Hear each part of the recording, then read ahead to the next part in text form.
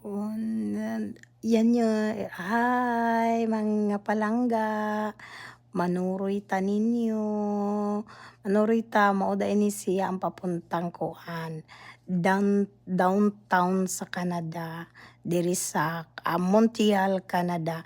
So nangadto mi sa downtown, kinikuyog ko sa ako ang friend na Jewish, kauban niyang mga anak kay lagi daw mananaw daw lagi mi og sini.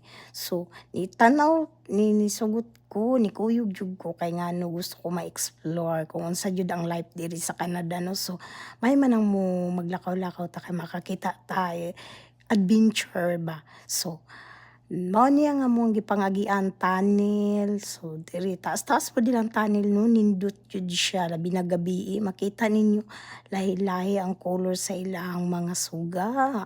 So tanawan ninyo ang tunnel nila, puting taas sa ilang tunnel, di ba?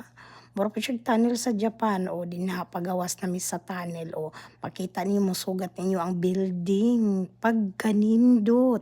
Hayag pa na siya, medyo hayag pa na siya pero ang oras ana ay 8:00 na sa gabi.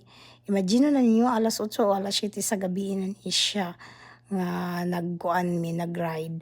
Moadto mi didto diri sa downtown. So naa na mi diri duol na mi sa downtown kay mananaw mi og sini.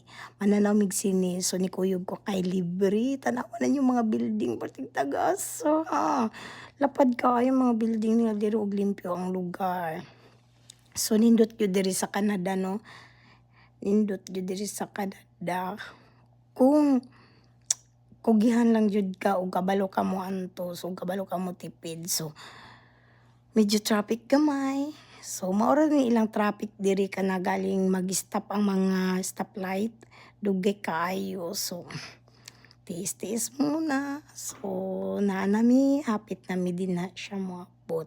So libre man, so nikuyog jud ko. Nikuyog jud ko para tanaw po ko sa kanindot ang sinihan nila diri sa Canada. So libre, kuyog. Kay para tinatanawar ko ng mga building mo.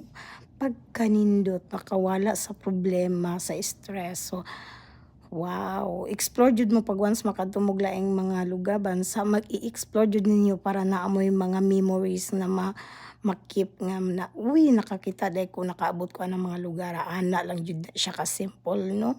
So mananamig ko ang sini pero binako di ko na enjoy kay ang salida ligo. Imagine na nimo ligo ang palabas, okay. That's it. Okay lang. Bye.